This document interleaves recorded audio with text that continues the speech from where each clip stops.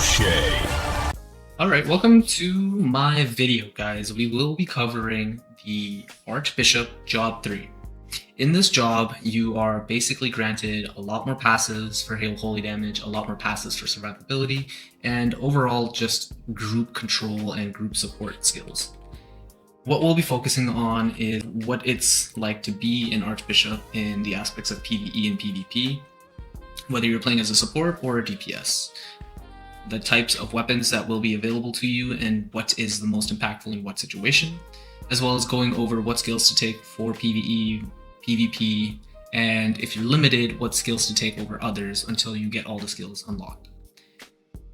As a PvE support class, this class is very strong, and it is a much needed class for any type of PvE content that you conduct, whether it's boss hunting, whether it's instances or trials that you run.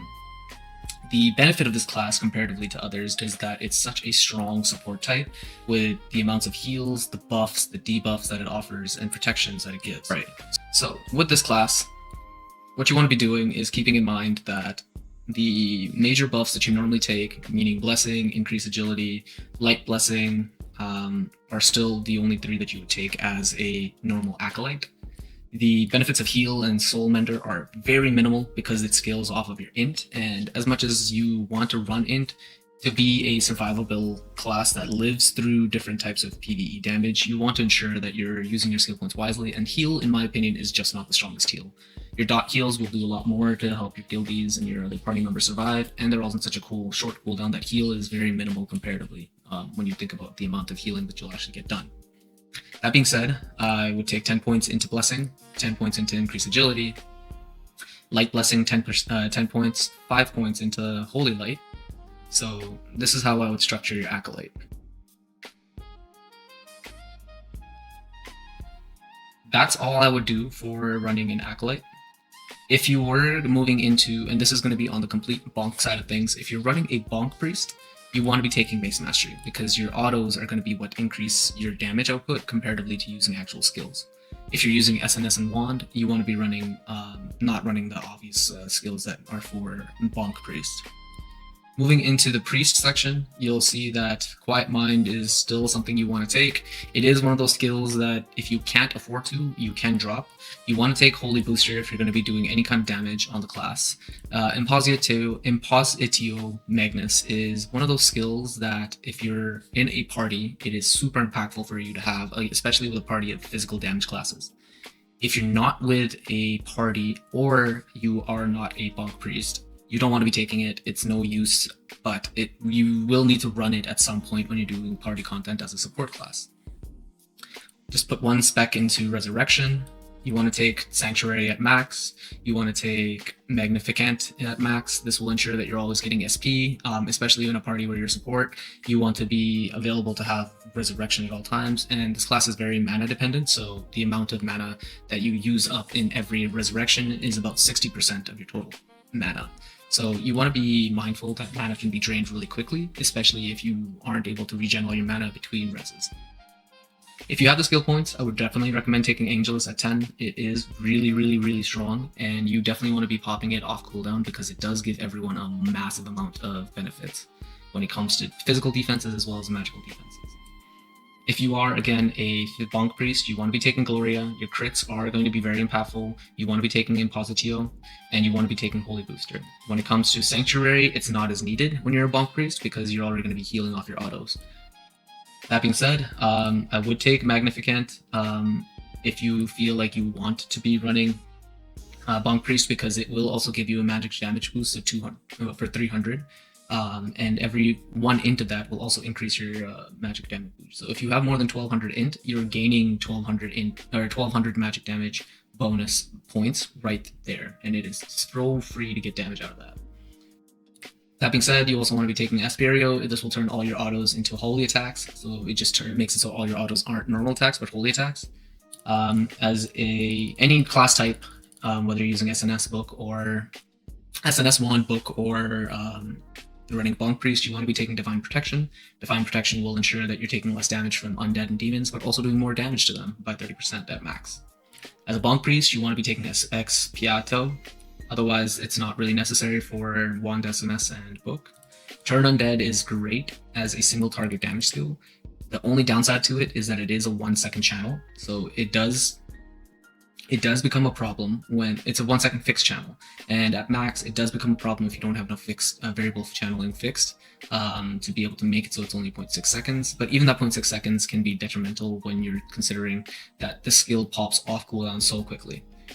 Once you have this at 10, you can choose to take Magnus. Magnus is one of those skills that it just does so much damage, it just sits on the ground and it just ticks and ticks and ticks.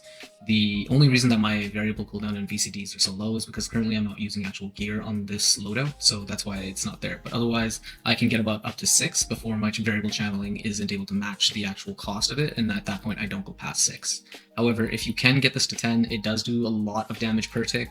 Right now, if I were to run, in my Thanatos runs with Master Trial, I was doing about 6.5 mil per, or sorry, not 6.5 mil, 3 mil per tick of Magnus, and it ticks a lot. It ticks a lot of times, especially useful against undead demon types. So especially in this Master Trials that are coming up for stage 3, 100% recommend using this as a priest. Even if you're a support, you want to be popping Magnus, it just offers extra damage for your team. Meta-TO is important as well because it does increase your overall SP. You want to be taking this as Bonk, Wand SNS, or as a book, because increasing your mass SP, increasing your SP regen, and the amount you heal is just obviously a no-brainer. And it also reduces the SP cost of your skill consumptions. So when you're looking at Resurrection, instead of it taking only 60%, it's actually taking 12% less of your SP. So it's going to be around 50 or 48% SP instead of 60 with max Meta-TO. As a DPS Bonk Priest, you want to be taking Holy Attack at 10. You want to be taking Lex, because you want to Lex yourself, and you want to be taking Sacred Hammer as well as Demon Bane. Beyond that, you want to be taking, for every version of the support type, you want to be taking Judge, Lex, Judge is only if you are a SNS Wand or a book that's focusing on DPS. Judge otherwise for a Bonk Priest is not as necessary, as you want to be just constantly autoing, and any time you have to stop autoing to use a skill, it's just going to be a negative impact to your overall DPS. Coke Leo heal is one of your greatest dot heals. You want to max this out. And you want to be taking Suffragium at max as well. As a support book or Wand SNS, you could take Secret Blessing. Just make sure that you don't want to leave this on auto. You want to make it so that it only is manually popped by selecting the target that you want this to effectively go on. If you don't put it on, or if you leave it as auto, it will constantly just go on yourself and it will be wasted. Alright, moving into job 3. What skills are here? As a part of the job 3 Archbishop, you get Prophetio, which grants all Kyrie, your party members Kyrie Elyson. So up here you have Kyrie as well. This one's only a single target barrier. However, this is a party barrier. It gives everyone 12% and it increases up to 30% max HP per person. It's individual to the target's max HP, and it also absorbs up to 15 attacks per 10 seconds. It's insanely good, and it's unfortunately only restricted to book users. So Wand SNS, you want to be very careful that you don't just take this thinking that it'll work for you. It doesn't. Bonks also cannot use this. As well as Ellipsis. This skill is amazing. It will revive all your party members, and it will restore a certain amount of their HP. Again, it's just a group res, and it does use up a blue gemstone. However, it's also only for book. So keep that in mind, that these two skills are only for book support priests. They do not offer any benefits for Wand SNS or for Bonk priests, and you cannot actually even use them as the other two. Horatio is just an overall increasing of your holy damage output. So if you're using this for a DPS type of priest, you want to definitely make sure that you're taking Horatio. In PvP, Exhort is going to be amazing. Even if you're not doing any damage to your teammates or to your enemies, effectively, Exhort just makes it so that you're doing so much more benefit in terms of decreasing the target's final P damage and final M damage bonus. And at 10, this actually increases to 20% for 6 seconds. So anytime you do a holy damage skill, so that could just be using Sanctuary around your team members that then ticks onto the enemy, you're automatically reducing the P damage and M damage bonus by 20% for the enemies. This again has no effect on MVPs or bosses, so it's not really useful in PvE. It's only for PvP, so keep that in mind. Going back to Divine Light is now just a great passive. It's useful for any of the different web types, and there's no reason not to really take it because it just increases your damage, but also increases your healing. All your dot skills, all your dot healings, like Coplio and Light Blessing up here, they all scale off M attack. So this just gives you extra M attack, and there's no reason that you shouldn't be taking this. This also increases your turn undead damage per damage coefficient, and so obviously you want to be making sure that you're taking this if you're doing this, if you're being a DPS priest. As a support, it's still very impactful because it still increases your healing coefficient. So all around, just great skill. Always take it. Prioritize Divine Light because it gives so many benefits for just being a passive. It doesn't take up a skill slot or anything. Next, we'll move on to Double Light. Double Light is one of those skills where if you use it, it does give you a small light that occurs around you. So it's these two circles that appear around you. It's a very small range, and it's only really effective if people are coming up to you to hit you. So it's decent in mob farming. It's decent in bossing because you're going to be just sitting there and being close to the boss if you are doing master trials. Otherwise, you don't really want to be close to the boss, so it doesn't make sense for taking this as a support.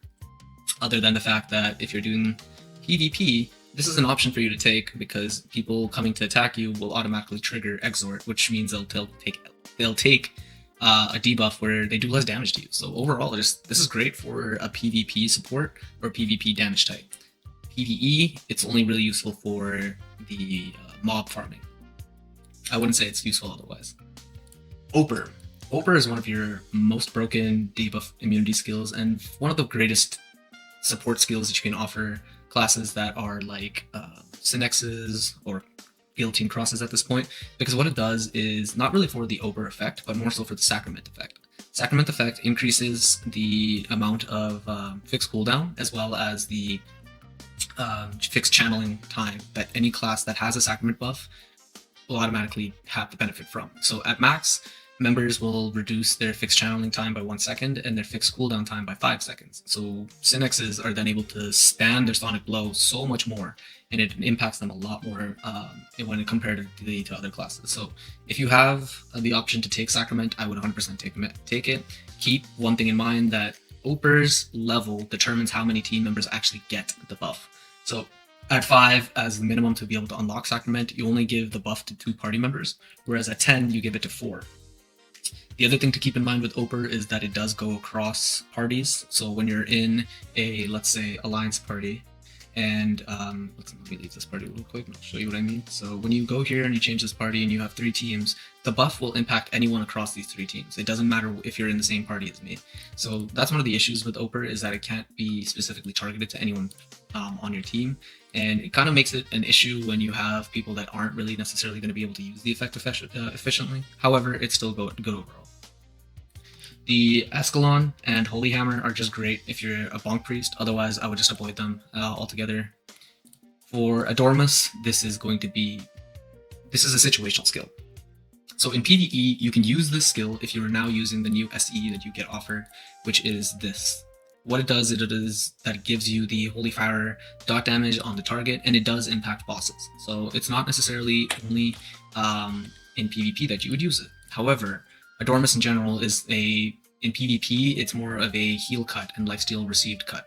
So it's really good for those situations where you have someone that's unkillable because they just are constantly regenning. This makes it so that they can't for up to 4 seconds. And the reason that you want to make sure that you have this skill is that it will make it so that you are killing teams more effectively, but also when you have the SE passive, it just makes it so much stronger in PvE as a damage skill. So in situations of PvP, I would take it for a heal cut. In situations of PvE, I would take it as a DPS, as well as a support if you have the opportunity to use it in skill points. However, I would avoid it if you're a support that doesn't have enough skill points. And make sure if you are using it in PvE, you are proccing that passive on the SE. Otherwise, it's not really worthwhile taking in PvE.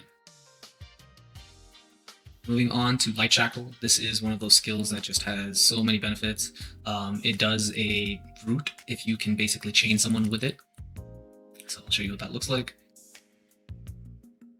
So anytime anyone within your range gets hit by this, it basically creates a chain with them. Similar to the new LK skill where it creates a chain with them to make them take more damage for any tick that you take. This, what it does is it targets the persons around you, slowing them by 50%. If there's targets that are more than 6 meters away, the connection will be broken. So what you want to do is when you're being attacked, you want to pop like Shackled. And again, this is only for PvP because the skill is not really useful in PvE. In PvP, you would use this, you would stay close enough to the target that's attacking you, and then after a while, after 3 seconds, they are then slowing them by 50%. If there's targets that are more than 6 meters away, the connection will be broken.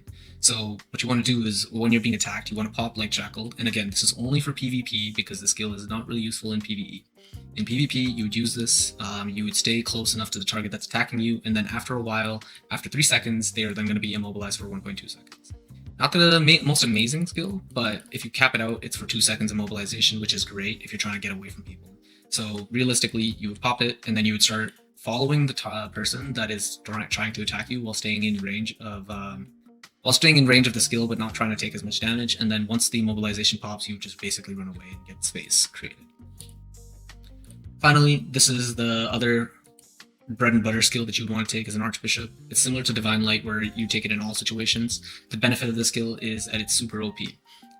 It does impact you in PvE and in PvP. In PvE, I'll start with saying that this skill is amazing. It makes it so that you aren't getting one shot. It's a basic frontline defensive skill or passive where anytime you take more than 50% damage while in combat, it'll increase your movement speed by 2, as well as take any damage you take and heal yourself for 30% of that damage. So let's say I take 1,000 hit by a mob, it'll heal me for 300% or 300 HP of that damage, but I won't take any of that 700 damage. So it similarly negates damage, but also heals for it, in a sense of reducing the amount of overall damage that you end up taking. The limitation of it is that it can only be triggered every 24 seconds. That's not too long, so it's really good in PvE. In PvP, it's also a frontline anti-buster skill. So you can get in frontline, you can take damage, and then you can like kraken or smoke a card out, and you won't die basically. It's a way to burn the enemy's skills in a sense, and so that's how I would use it. However, it's just great overall in any situation. I would 100% recommend this as one of the skills you take. Now, let's talk about what SEs to take. So in terms of SEs for Wand SNS, there are 4 good ones. All of them are actually decent. I would take this one if you're planning to be a support type. Take this one if you're a PVE or PvP damage type. Again, double, it's really situational based on what you want to take. I would suggest not taking double over a Dormus if you have the option to. If you're not planning to use a Dormus, use double. And Light Shackle, again, it's good. I haven't really had a chance to use it as much in PvP. I don't really see it useful in PvE since Light Shackle is useless in PvE. So for the most part, if you are playing as a tanky control type priest instead of a heal type priest, I would say take Light Shackle over Holy Spirit, but I would suggest taking Holy Spirit over Light Shackle. Moving on to Book, if you're a Book priest, again, you have the option to take Holy Spirit or double. The other additional option, which is more centered around its Oper effect, which is the ability to gain the Edga or Endure effect, and the bonus heal effect. So it really depends if you want to take Holy Spirit or Oper for PvE or PvP. It's situational. I would say Epicless, I don't even know how to say this properly, is probably better in the PvP situation because it's something that you use when it comes to group healing or group rezzing people. But it also makes it so that people take reduced damage from PvP and it would increase your overall reductions on the allies that you proc this on. Moving over to Bonk, you again have the option of Holy Spirit, overall the same for double. The benefit of Judgment, I'd probably suggest taking either of these. Holy Light seems like it'd be more effective, or sorry, Holy Hammer. Mainly for the PvP side of things. Otherwise, I would probably take Ascalon for PvE as a bonk. That's pretty much the SE side of things. When it comes to prioritizing your skill points, I would suggest likely taking Divine Light and Holy Spirit along with all the other skills that you would have originally had. There's not really any skills that you would get rid of.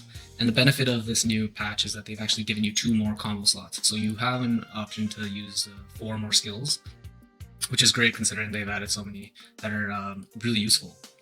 So with limited skill points, I would take Holy Light, I would take Divine Light. I would, if you're a book, I would 100% use Profatio and Epiclysis, as well as Oper. Those three would be one of your bread and butters. Beyond that, it is really situational to what you want to. If you have enough skill points, I would take a Dormus as a damage type book. If you don't have a Dormus, I would just take Double and use Oratio just to have additional damage that you're outputting. However, it's not really needed. For Wand SNS, again, Divine Light, Holy Epic Protection, or Holy Spirit Protection, I would not worry about taking these two because it can only be used with book. I would take Oper, I would take a Dormus, I would take Divine, and I would take Oratio. Light Shackle is again only for the situations where you're in PvP. Any class type would take this in PvP, or weapon type, not class type. And that's pretty much it. Bonk would take everything if they can, other than these two.